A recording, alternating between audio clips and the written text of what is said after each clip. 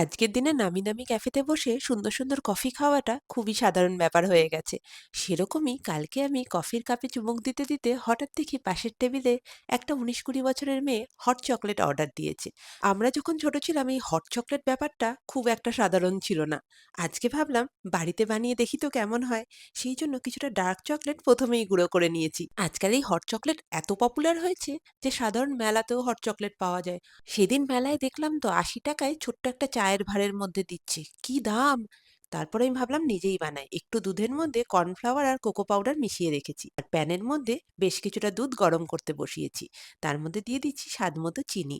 চিনিটা একটু কম দিও, কারণ চকলেট পড়বে।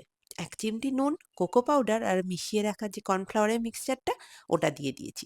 ভালো করে মিশিয়ে নিয়েছি। এই দুধটা কিন্তু জাল তুলবে না, শুধু গরম করবে।